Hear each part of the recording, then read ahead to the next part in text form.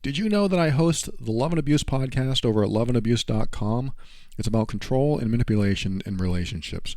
Did you also know that I created a program for emotionally abusive people that want to change? That's over at healedbeing.com. If you think one or both of these might apply to you, I'm here to help. Life presents the toughest challenges. Every day you are faced with decisions that test your ability to express who you really want to be in this world. We're told to keep saying affirmations and keep thinking positively, but what do you do when that stuff doesn't work?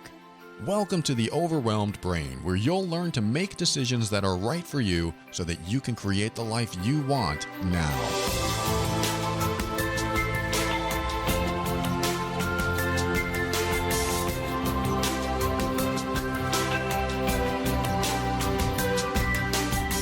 Hello, this is Paul Coliani, and I want to help you increase your emotional intelligence, handle toxic situations with grace and ease, and give you the tools to show up as your authentic self. This show consists of my personal opinions and is meant for informational purposes only. Always contact a professional, you know the whole drill, if you need help. So, what I want to talk about today is something that I talked about many years ago, and I bring up every now and then. And that is our judgments and our critical thoughts about other people, especially people we love, people we care about. I was probably the worst judger that I know. I used to judge only the closest people in my life. And when I did, it hurt them. It was mean because I would give that look, and I would sometimes give them the silent treatment to make them feel guilty. I would say certain things. I would make them believe they were doing something wrong, when all it was my inability to accept them for who they are.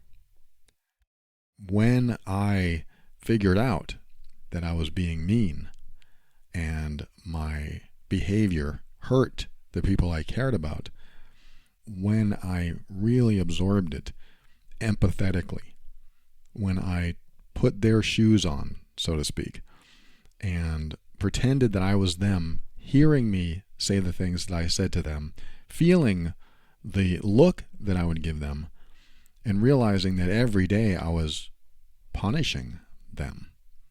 That's what it felt like when I was in their shoes. I was picturing me doing something or saying something and feeling what it was like. And here I am as that person, just wanting to be loved. I just want to be loved. I just want to be supported. I just want to feel a connection.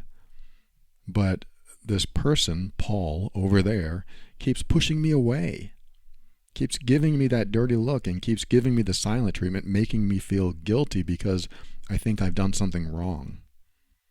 So unfortunately, I have a lot of experience being on that side of the coin where I was the hurtful one. And I had to lose a lot of relationships because of that. I didn't realize I was the hurtful one until my marriage ended.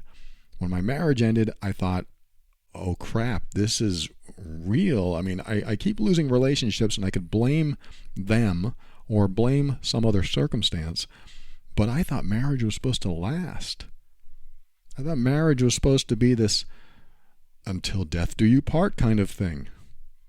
It's supposed to be, right? At least that's what we're told, and that's what we kind of sign up for. I think most of us hope that it'll last that long. And so when my marriage ended, I thought, what the hell's going on? Why do I keep losing these relationships? What's happening? And so I finally put the pieces together, and I told myself, you are the common denominator for every relationship failure that you have. And it only made sense. It was logic finally kicked in and said, Paul, you're the common denominator. You're the problem. And I had to accept it. I had to accept that I kept causing all these problems, and I was probably responsible for every relationship that ended, failed. And they were huge lessons that I refused to accept when they failed. There were lessons in those failures that I refuse to accept, because there's no way it could be me. I quote myself, there's no way it could be me. It's got to be them, because the first relationship ended, oh, she became depressed and she got bored with me, so that's her problem, and unfortunately I'm dealing with that. I don't want to deal with that. I don't want it to end, but there's nothing I can do to say or convince her, so she's off. My next relationship, that fails too, and she got depressed and became unhappy and lost her passion for life. Her problem again, nothing I did wrong. Clearly it's something that she needs to figure out in herself. Relationship ends. Marriage comes along, same thing over and over again. Why are my partners becoming depressed in these relationships? I'm thinking it must be them, because there's nothing wrong with me. There's nothing that I'm doing wrong. I thought that, at least, but it was. I was doing a lot of things wrong. Anyone that's listening for the first time, you probably think, this is the biggest jerk on the air. Why is he creating a podcast? Well, I hope you listen a little bit longer, because I've been through a lot. I'm very transparent. I tell it like it is. This is who I was. I don't look for a pity party. I'm not playing the victim. I have deserved everything that has come to me, all the failures and the breakups. I've deserved it all, because I wasn't a great guy. I was nice in a lot of ways, and I was terrible in a lot of other ways. And it was all these trials that I went through, these emotional trials, that kept giving me an opportunity to take something from every relationship that ended. You need to take something from the end. What am I going to take from the end? I chose to take nothing except to blame them. Their fault. They did it. That person was depressed. Not my issue. That person's depressed. Not realizing at the time that relationships are all about teamwork, working together, trying to figure things out. But I didn't take into account that I was also responsible for at least my role in everything. If she's depressed, how am I responsible for that? Somebody might say, well, some people just get depressed. Some people have their own issues. Some people have past trauma they're trying to process. Absolutely, I agree. We all carry around what has happened to us in the past, but some people have their issues and they have to deal with their issues, and that can happen in the relationship as well. But I finally decided to ask myself a specific question, that when I was about to do behavior that would benefit me in some way, I would ask the question, is what I'm about to do or say an effort to control or change them? This is something that I ask the people in the Healed Being program to ask themselves. The Healed Being program is I'm helping emotionally abusive people stop being emotionally abusive. And if they ask this question, is what I'm about to do or say an effort to control or change them, before they do any behaviors, almost any behavior at all actually, when somebody else is involved, they get to learn if their own behavior is selfish and not in the other person's highest interest, or even harmful. And in fact, anything that you do to try to control or change someone else, it's probably harmful, with exception. If you're trying to raise a kid, you're probably going to try to keep them in a safe place, not trying to keep them out of danger. So yes, what you're about to do is probably an effort to control or change them because they need guidance. But when you become an adult, we shouldn't be that same parent trying to guide an equal adult. And that's something I learned. We shouldn't try to control or change people, and we have to, in my opinion, become accepting of who they are, even if we don't like what they do and who they are in some ways. It's just like a comment that I received, or many comments I received, on my article called Judgment, the Ultimate Relationship Destroyer. One of the comments I just read recently had to do with, I'm not a smoker, but my husband is a heavy smoker. You already know where this is going. There's a problem in the relationship because one person doesn't like that the other person smokes, and probably doesn't like the smell, probably doesn't like seeing him smoke or knowing that he smoked. I mean, maybe she doesn't even have to see him smoke. She just knows that he does it, and it drives her crazy. And so I had to answer her in a way that says, that's not his problem. It sounds so cold when I say that, and I did say it in a lot nicer way, but that it's true. If the relationship has been going on for a number of months or years, and the other person's a smoker and you're not, and they don't want to quit, it's not their problem. They want the relationship and they want to smoke. If you want the relationship and you don't want them to smoke, yes, you can have a conversation about it and find out if they're willing to sacrifice or compromise. But if they say, no, I like to smoke, then what you have left is a person in your life that you may care a lot about, but they do something that you don't like, and now you have to make a choice. If you don't make a choice and you continue to reject their behavior and it continues to bother you and you continue to complain about it, how can I say this? You're making the relationship difficult. Again, I know it sounds terrible or cold when I say that, and a lot of people might say, yeah, but smoking is bad. Smoking is bad for your health. It causes cancer. It kills people. All of that may be true, but what's happening is you have someone that has made up their mind and will not stop. And when you have this fact in front of you, this person made up their mind and they will not stop, it is up to you to choose to accept it or reject it. This is one of 4 decisions that I've come up with that helps you get out of dilemmas like this. Like you love someone, but you can't stand what they do or a behavior that they have, but you don't want to leave, you don't want to separate. What do you do? So I look at one of 4 decisions that you need to make. One of them is reject and stay. So you're rejecting what they do, but you're sticking around. The other one is reject and leave. So you can't stand it, so you leave. Don't want to accept it. The next one is, and these aren't in order, but the next one is accept and leave, meaning I have to accept that's who they are, and no ill will here. I'm just going to go. That's who you are. That's who you want to be. I'm leaving. And the last one is accept and stay, meaning I accept who you are, and I'm going to stick around.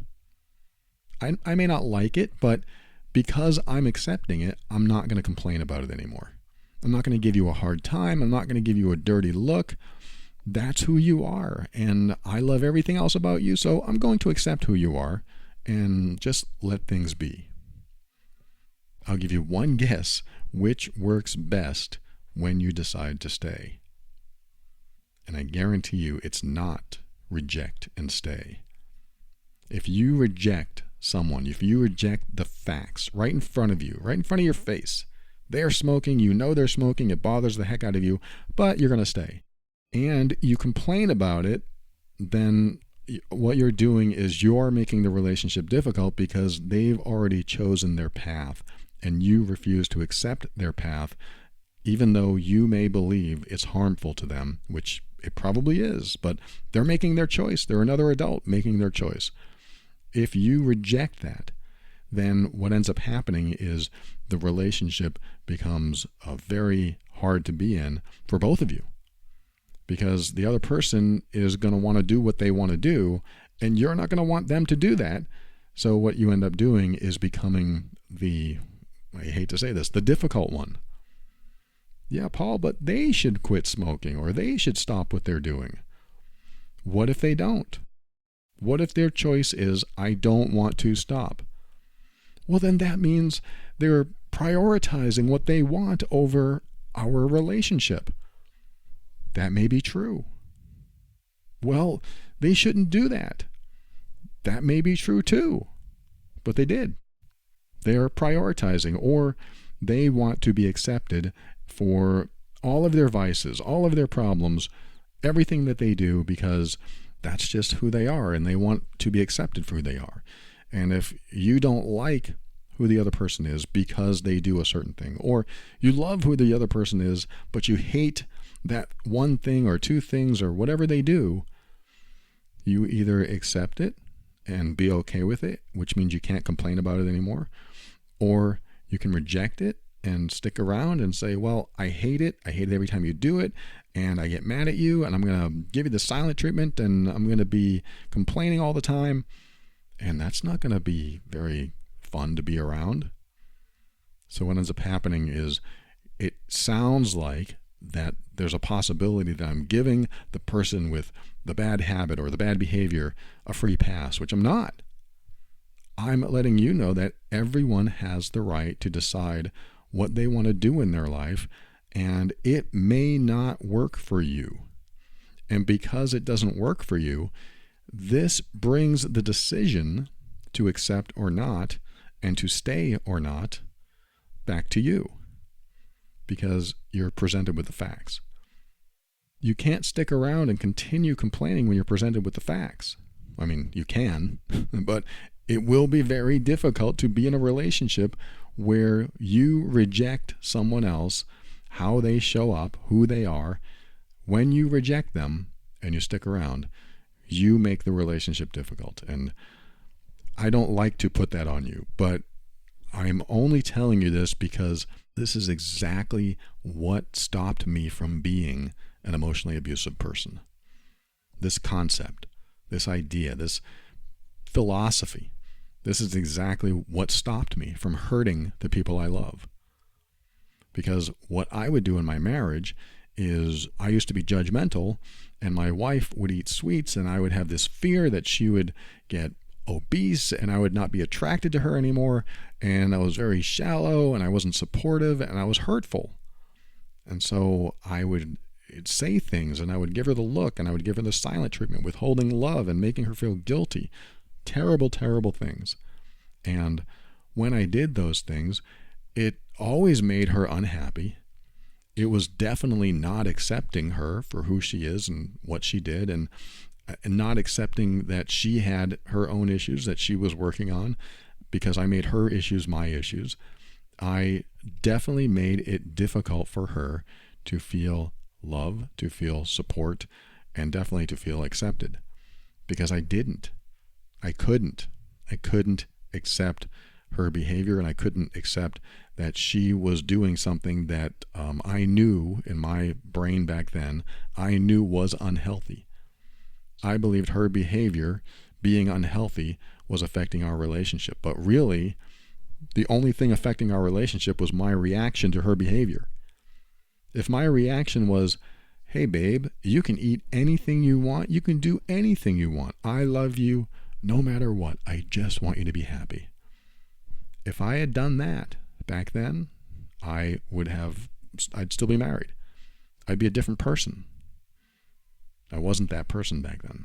I am that person now. I totally accept everything about my girlfriend, and I have thought about this. I have reflected on it. If my girlfriend started doing something that I couldn't accept, should I stay and give her a hard time about it?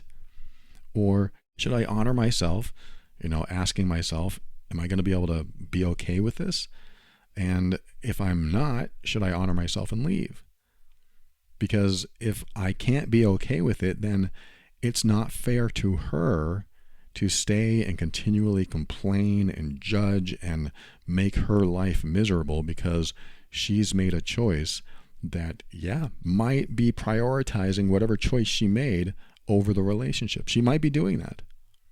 And maybe that's not what she's thinking, but my perception is, okay, let's just say she started doing crack, something that might be very detrimental to her health, and I don't want her to do it. And of course, I'm going to ask her, hey, honey, would you please not do that? I'm really worried. I don't want you to do that. I'm going to have a problem with it. Absolutely.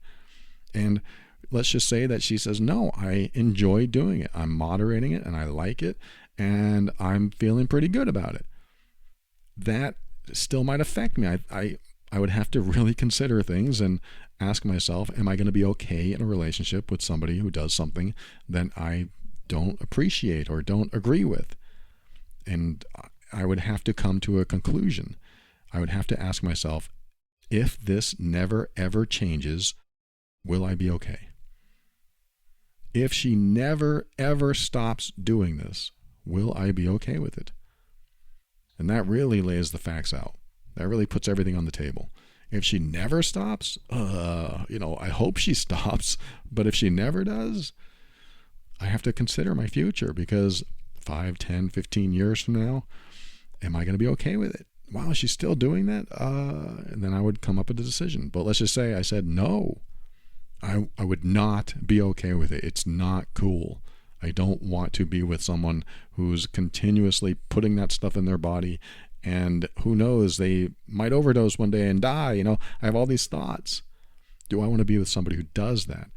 And so again, I'm going to have a conversation. Look, I can't be with you. Let's just say I didn't accept this. I can't be with you because I don't want this in our life. I don't want you to do this. And I don't want to tell you not to do this, but I just don't want this in my life.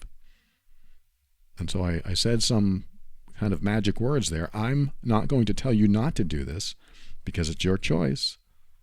That's supporting and loving. But I don't want this in my life. So I'm going to go my own way. And I'm totally simplifying this. Of course, it wouldn't be this easy. It would be painful. I would be sad. I would be crying. I would be devastated because I expected to be with her for the rest of my life. And she does something or brings something into the relationship, which I don't really think it'll ever happen, but I'm throwing out this scenario because I want this to be a real world example. So she brings this into her life, and I now see it as part of our relationship, and it is affecting me. Her mood's different. Now she has to meet a dealer. I don't know the whole drill. And I have to deal with it. So now what? Now I'm feeling these feelings, and I'm having these thoughts. Is this the future I want? Is this the person I want to be with? Of course, this is the person I want to be with, but I don't want this in my life. So there's a dilemma, but I have to come to one of those 4 choices. Am I going to reject this and stay and continue complaining about it? Another adult that's making her own decisions. Am I going to reject this and leave? I can't stand it. I'm going to get out of here. Or am I going to accept this and leave? Like, that's her choice, and I'm just going to take my things and go. Or am I going to accept and stay, which tells me that if I do this, if I choose to stay, then I'm going to continue loving her just as much as I did before, and I cannot complain. I cannot bring it up because that's her choice, and it's not that I am endorsing it or enabling it. I'm just loving her for who she is, knowing that in my mind that it's very dangerous and very unhealthy, but that's who she is, and I want to love her no matter what. And so that's a very difficult decision for some behaviors that people do. Would you love someone that you love now if they did something that was reprehensible to you? Because you just want to support them and love them, and that's who you want to be. And you definitely care about them. And when they do something that might be reprehensible or just something that might be out of alignment with your values, what's your choice then? And I think it's important that when you're in any type of relationship, that if you find yourself having a very difficult time and complaining and being angry and maybe even hurtful, you're saying hurtful words, or you're giving that look, or you're being silent to withhold love and make them feel bad and wonder where you are, if you're doing any of that to someone else because you don't agree with the way they are or what they do, then again, I hate to say it, you might be the problem, because they're not being accepted for who they are. And I know this is a bit controversial because we want the people we love to do the right thing. We want them to do healthy things, all based on our standards, but we want them to be with us. We want them to make the right choices. And sometimes we place our standards on other people, and when they're not making the right choices, how are we going to show up? And so this is based on an article I wrote a few years back called Judgment, the Ultimate Relationship Destroyer, that you can find over at theoverwhelmedbrain.com. And it's very helpful if you find yourself either being judged or being the judger. If you are critical toward anyone for any reason, it's important that you understand that you do have a choice. You aren't stuck. You may feel stuck and you may be physically stuck there for a while, but there is a point where you can complain all you want and nothing will change. And that's one important lesson I learned, is that every time I complained, not only did nothing change for the better, but it only got worse. And when you're with someone that it just gets worse every time you complain, or every time you complain they share less and less because you're complaining, which is very common, what ends up happening is that the people in the relationship end up drifting apart, or at least one person starts to drift away from the critical judger. And if you are that judger, ask yourself, is what I'm about to do or say an effort to control or change the other person? Because if it is, this is what you got to work on. This is what I believe needs healing inside of you. Because I would answer yes to that question so damn often. I would answer yes. Yes, of course, I want to control them. I want to change them because I don't want them to do what I don't want them to do. But that makes me a controlling person. That makes me a manipulator. I'm manipulating their life. I don't want to be that. I hope you don't want to be that. People don't like being around controlling, manipulative people. And I think there's a certain way we've defined control and manipulation over the years that makes us think, well, that's not me. And we have to be careful because sometimes it is. Sometimes we do that, or more often than sometimes. So I hope this helps if you're in a situation like that on either end. If you're the perpetrator of it or the receiver of it, it's important that you understand that you can be a problem in a relationship and not realize that you're the problem, because you look at that person and you say to yourself, they're the problem, or you tell other people they're the problem. If they would just stop doing this, then we would be happy. From an ex-emotional abuser, that is control and manipulation. We'll be right back after this.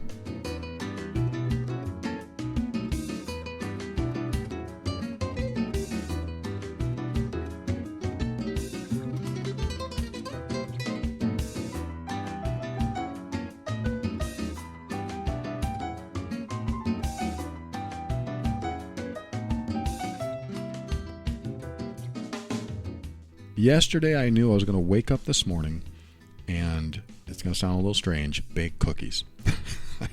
I knew I was going to do it because I wanted them available. And it turns out they're the best cookies I've ever made. And I'm not a baker. I'm not saying that I'm a pro at this. But because I knew I was going to have cookies for my little snack here and there, and of course my girlfriend loves when I do it, I also knew that it was going to be an unhealthy treat. And I knew that because I was going to have this unhealthy treat, I needed to offset it. I needed to balance it out. I don't know if I can balance out cookies. There's probably something else I need to do, but because I made cookies and I know that there's not too many nutritional ingredients in cookies, I was so grateful to have my AG1.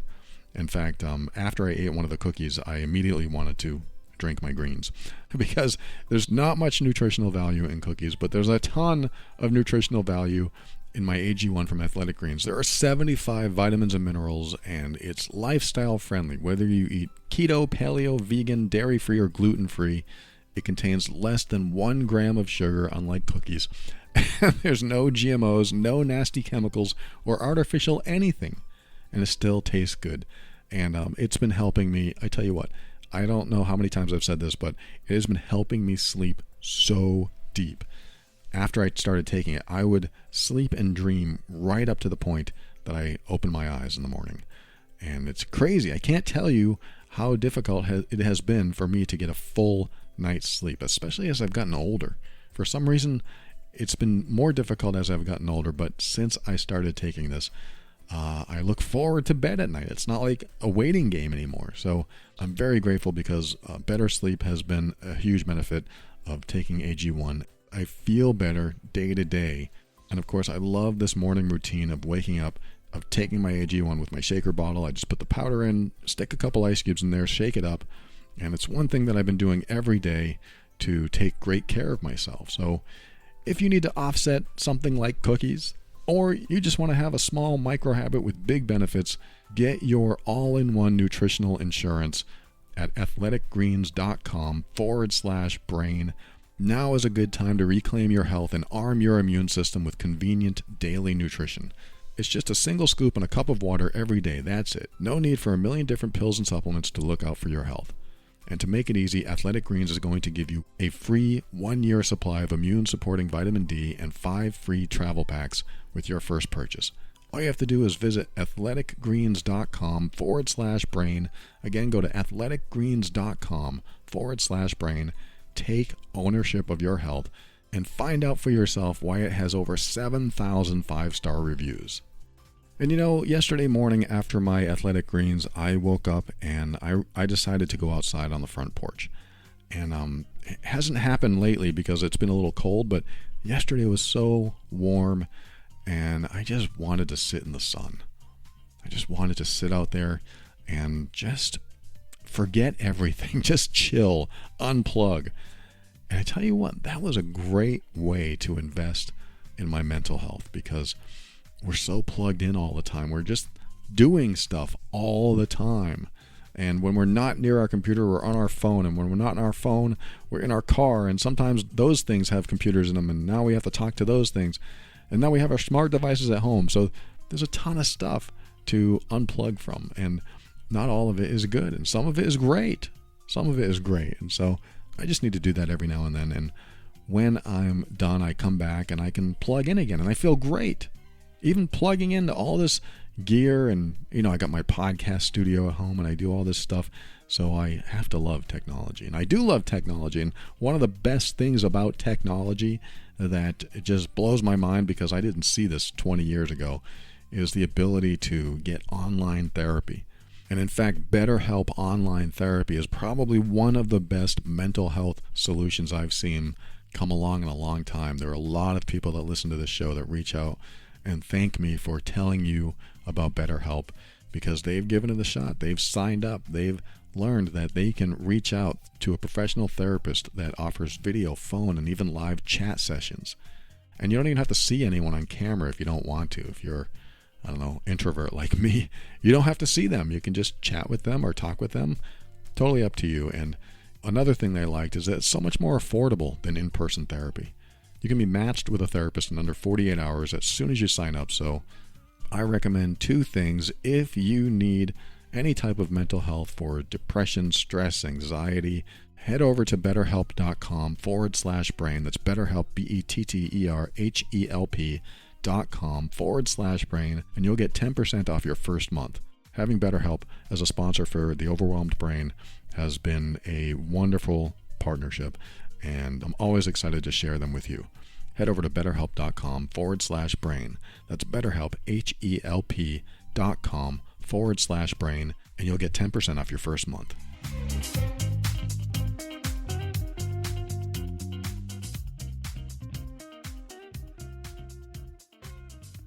Welcome back. One of the reasons I talked about judgment in the last segment is because of a comment that I received on that article. And I'd like to read you that comment and my reply to it because it is so relevant to what I'm talking about here. And I think it can be helpful to you if you are experiencing anything like this. And I think when you think about a relationship that you've had in your past or a relationship that you're in now, I'm sure there's something that comes up where you thought at one time, I wish they wouldn't do that. I wish they wouldn't do that. And again, I'm going to repeat this because it's so important. I think it's freeing to decide that what you see is what you get and will not change. I think it's important to think of people that way. What they show you today will be who they are. How they show up today will be how they show up tomorrow. The habits and behaviors that they do today will be what they do tomorrow. If you were to say, I accept that as fact and unchanging, or immutable, I like that word. I accept that as immutable, then what happens is you are forced to take the focus off of them and put it back on yourself, and then make a decision that you need to make for you. In fact, if you have had issues being judgmental or being critical of others, it's probably because you refuse to accept that they can't change. And one of the most freeing things that I've done is to refuse to believe they can. I'm not saying they can't, but I've refused to believe people that have or do things that I don't like, I refuse to believe they'll change. Because if I believe that, it frees me from waiting for them. It frees me from hoping and wishing or praying that they will change someday. It's freeing. It gives you the closure that you may not like, but you probably need so that you can move on. I have heard from so many people that tell me, I just wish they would stop doing blank. I wish they would stop yelling at me. I wish they would stop smoking in this case. I wish they would stop breathing heavy or whatever. I wish they would stop doing something that annoys me. And they don't. They don't stop. And the problem is, if you are able to convince them to stop, they will probably grow resentful because they didn't decide on their own to stop. They're just doing it because you want them to do it. If you ever do something because somebody else wants you to do it and you don't really want to do it, you will get resentful. That's just how it is. That's most often what happens. You will get resentful. So I'm going to read you this comment that this person wrote and my reply because, like I said, I think it's relevant and I think it can be important. If you've not read this article or if you've not seen this comment, it might be helpful to you. Again, this is for the article Judgment, the Ultimate Relationship Destroyer at theoverwhelmedbrain.com. This person wrote, Hey Paul, thanks for the article. It's definitely thought-provoking. I came across it because I'm a non-smoker dating a heavy smoker, and I find myself resentful and definitely judgmental about his choice to smoke when I have allergies to smoke and I absolutely detest the smell of smoke.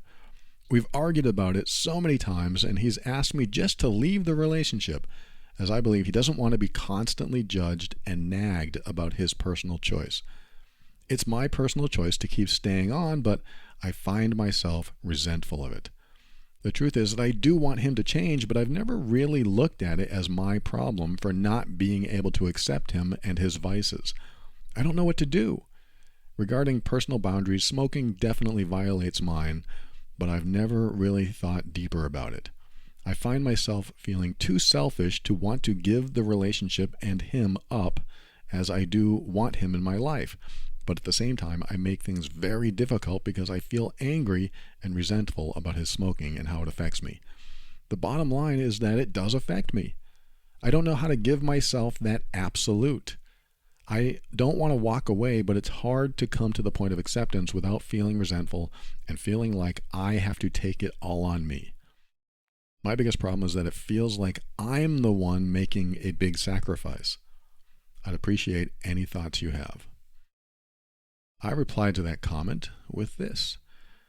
His smoking is not in alignment with your values, and by staying, it's dishonoring yourself. That's why it's got to be total acceptance, where you never complain about it again because you accept it. Or if you can't stand it and you don't want to experience the smoking anymore, it's up to you to honor yourself and do what you need to do for you. That was when I was married. I didn't like it, but I had to come to terms that I was either going to accept that as a part of her or reject it. I chose to accept it as a part of her, which meant I had to love her, eating sweets and all. Just like if you stay with someone who smokes and you hate smoking, then essentially you either accept everything as a part of him or you don't. Just like if you stay with someone who smokes and you hate smoking, that's what you told me here, then essentially you either accept everything as a part of him or you don't. Smoking is a part of his life, and that is his choice, and he wants to continue doing it. By not accepting his smoking, you're not accepting a part of him. If you accept his smoking as a part of him, then you take the whole package. It's like if someone said, I have 6 kids. When you get into a relationship with me, you're getting me and my 6 kids. If you don't like kids, that's probably not going to work. In this circumstance, you are the one with the problem, not him. He doesn't feel his smoking as a problem, but you do. So when you say you feel like you're taking it all on, you are, because you're choosing to have a problem with it. If you choose not to have a problem with it, there'd be nothing to take on. But because you do, you have to decide what's more important to you, the relationship or getting away from the smoke. He's made his decision. He wants to keep smoking, even if it costs him the relationship. That doesn't mean he's bad or mean. It just means he wants to live his life the way he wants without someone telling him what to do. And I realize it sounds awful when I say he is choosing to smoke, knowing he could lose you. But there's no other way to look at it. If my girlfriend had a big problem with something I enjoyed doing, and I knew it bothered her when I did it, the most I could offer would be to not do it in front of her. If she never saw it, I think that would be a fair workaround. However, if she still complained about it and wanted me to stop, even though she never saw me doing it, I'd have to reconsider if this relationship was worth giving up something that I enjoy doing. It would be hard because I love her, but at the same time, I would feel like she was trying to control me and I couldn't do things that I wanted to do. It would make me feel like I was no longer an individual. With smoking, some people don't want to be anywhere near it. They don't want to smell it on their clothes or anything. That's me too. I don't like it and it gives me a headache. If my girlfriend started smoking and she didn't want to stop, I would probably have to exit the relationship.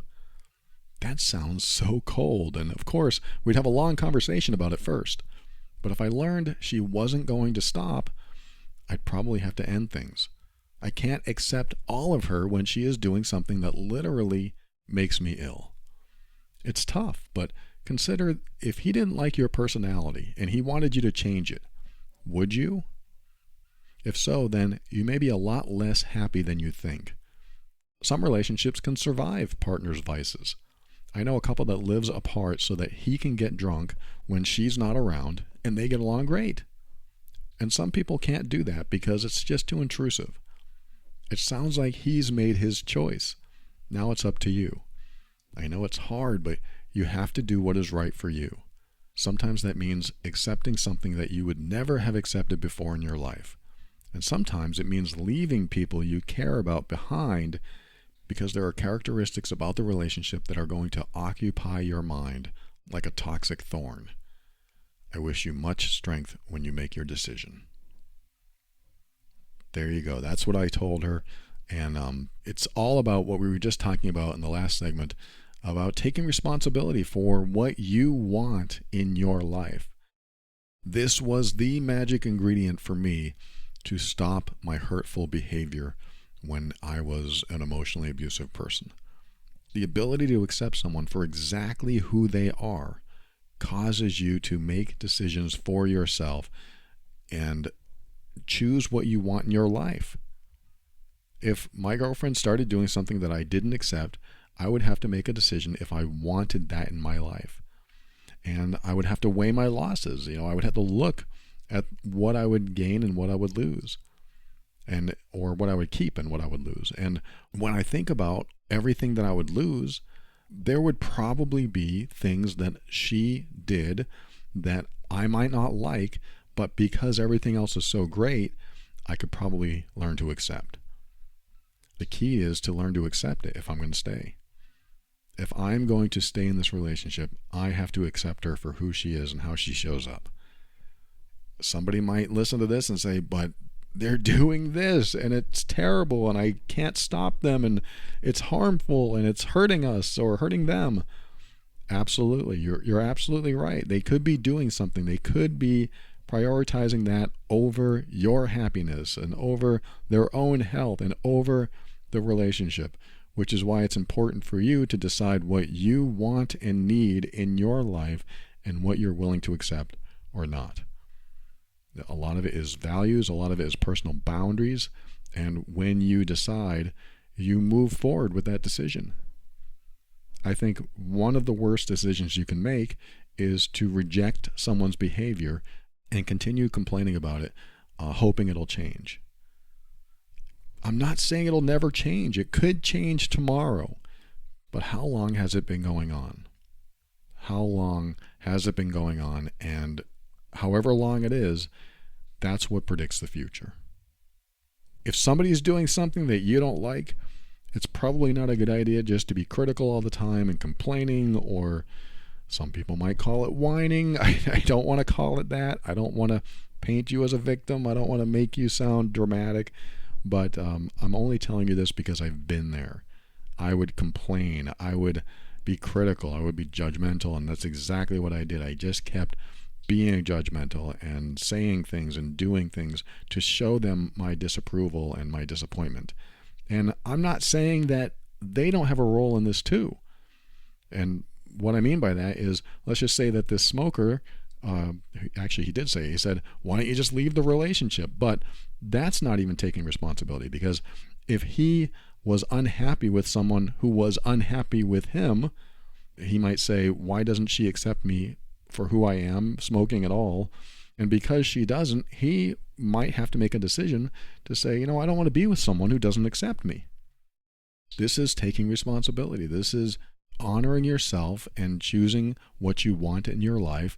And like I said, again, the other person has a choice to make as well.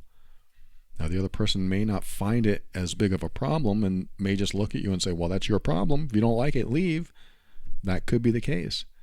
But I can't imagine being in a relationship where someone doesn't accept you and support you for who you are, whether they disagree with your decisions or not. I can't imagine being in that situation. So I would probably think to myself, I don't want to be in a relationship with someone who can't accept me. That's probably what I would say. I don't want to be in that kind of relationship. So I'm probably going to tell them, look, you are either happy with me or you're not. I would probably ask them, can you accept me for who I am? If they said, well, no, I don't want to, and I won't because it's awful what you're doing and I disagree with it, I would probably then make the decision for them. I would probably leave because I wouldn't want to change. And if I did want to change, that would be a different conversation. Yes, I do want to change, and I want help, and I want to get help. Will you work with me? Will you wait for me? That might be the conversation, but that's a different episode. I want to thank you for joining me today. I hope you got something from this episode, and I appreciate you. We'll be right back with my thank yous and my goodbyes and my final words right after this.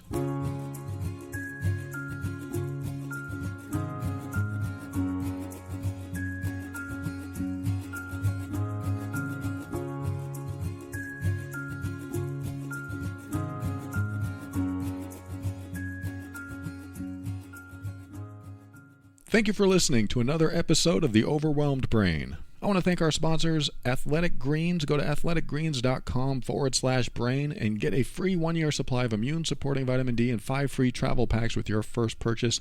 And also BetterHelp. Go to betterhelp.com. That's BetterHelp, HELP.com/brain. And it may be just what you need to get past any mental blocks or figure out why you're not as happy as you could be. I also want to thank our patrons of the week, Christy, Kayla, Anne-Marie, Victoria, Tracy, Janet, Emily, Wanda, Leela, Christy, Andrea, and I am so grateful for all of you. These are the financial backers of the show. I read new names every week. If you join and become a patron of this show, it helps to financially support what we've got going on here, and it allows you to give back if you feel like doing that. So if you have found value in this show at some point in time or today, head over to moretob.com and become a patron of the show, or you can give a one-time donation there as well. And as a patron, you'll get all kinds of episodes that I created that I've never aired, so you can check that out over at moretob.com. Thank you, patrons. I appreciate each and every one of you. I look forward to reading some more names next week. And for a show on how to deal with difficult relationships, speaking of which, go to loveandabuse.com. That's my other podcast.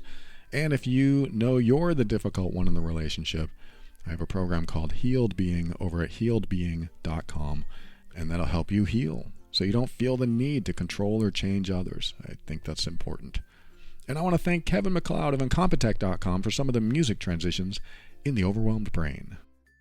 And my final words on the show, I received a couple emails that I'm not necessarily going to read, but I just want to acknowledge for the person who said that she was with somebody that the relationship turned abusive and he kept drinking, or he drank more, and she just wanted to say she got out of the relationship and there was all kinds of stuff going on in that relationship. So I wanted to acknowledge that and thank you for sharing that. And I'm so glad that you got out of a situation where it just got worse and worse and worse. And that is definitely a lesson that we can take from the end. I was talking about taking lessons from the end of something. The end of a relationship is a great time to take a lesson and look at it and ask yourself, at what point did it get worse? And at what point did I decide to not tolerate it anymore? That's probably a trick question, because what ends up happening is that we usually are in a relationship where we feel connected and bonded, and we like to give each other the benefit of the doubt and hope it grows through the troubles. But what ends up happening is we become more tolerant of bad behavior. And so you have to be careful in any relationship where the bad behavior increases, and so does your toleration. I think it needs to be a bit different on how that works, meaning when the bad behavior gets worse, your toleration shouldn't increase. I know that might not be easy because, again, we give each other the benefit of the doubt and we are trying to give them leniency, but what ends up happening is that we only end up hurting ourselves and the relationship gets worse and worse. So that's one takeaway, and I want to thank that person for writing. Again, I didn't read your email, but I just wanted to acknowledge that I did receive it, and thank you so much. There is another part of another email that I'm going to read you the very end, because I think I can comment on this in a helpful way. This person wrote, I know what she has done was abusive and manipulative and wrong logically, but emotionally, I still feel so drawn to her, and I can't help but think she will change one day.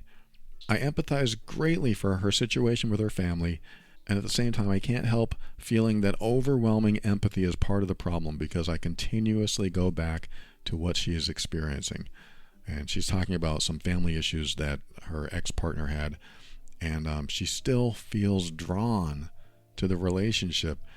One of the takeaways that you can take away from the end of something like a relationship is when the person acts badly, don't always look to their past to justify their present behavior.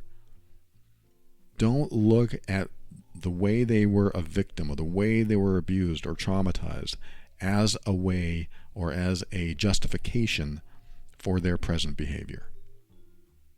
I don't think I have to say too much more than that. I think that's the important takeaway in this, is that when somebody does behavior that is hurtful to you or toxic or abusive, you can't look to their past and say, well, they had a hard life, and because of that, I'm going to give them a little break.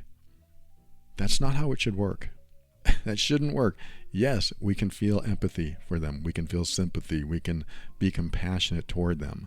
But as soon as they act badly or toxic toward you, that's what you need to stop. Yes, you can feel bad for them, for their past, but it's important to remember to have empathy for yourself.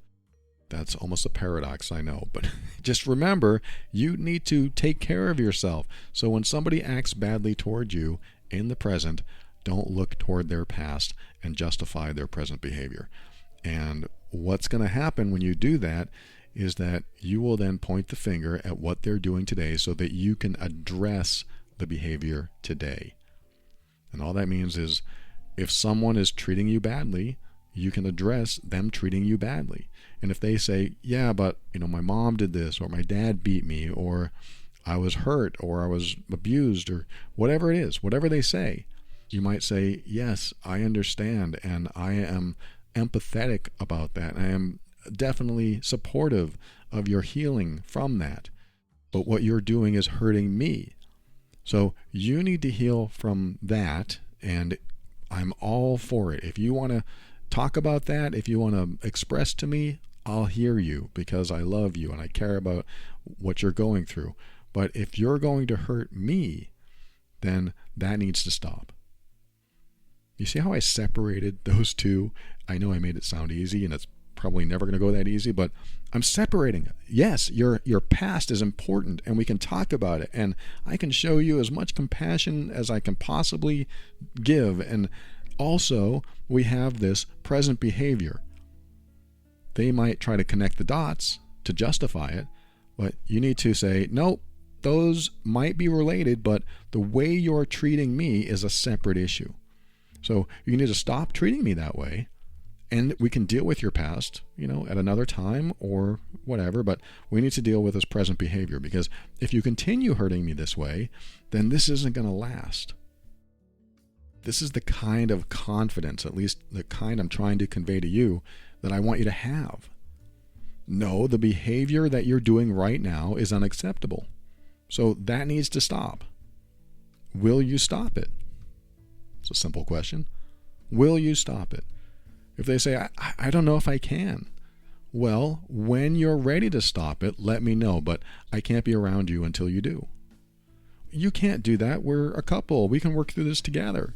No, you have issues that you need to work on, and maybe they are connected, but the way you treat me, it has to stop, because I don't want to be mistreated, just like you don't want to be mistreated or didn't want to be mistreated. So I'm giving you an opportunity to change your behavior toward me so that we can get along and grow and have a successful relationship. I want that. But if you continue treating me this way, it's not going to work. So it's a choice, and I want you to make that choice. If they say, okay, I won't hurt you anymore. Great. That's what I want too. But as soon as they hurt you, don't raise your toleration. Don't raise your resilience. Say, this is happening again. So clearly you didn't mean it, or you can't help it, or something. So I'm going to be at my mom's house, or I'm going to be away for a while until you figure this out, because you need to work on this so you stop hurting me. If they can't help it, then this is one of those times where you say, can I accept this is who they are? Will I be okay with this behavior going forward? If they never, ever change, can I be okay with that? If the answer is no, that's the point where you have to make a decision for yourself and choose that it's not acceptable, and then honor yourself, whatever that means to you. I want to thank the people that wrote these messages. Thank you so much, and I appreciate you sharing that with me and sharing it with the world, because I just let the world know. I appreciate you. Thank you again so much. Always remember to keep an open mind so that you can step into your power, and that helps you create the life you want. Always take steps to grow and evolve. You are powerful beyond measure. And above all, and this is something I absolutely know to be true about you, you are amazing.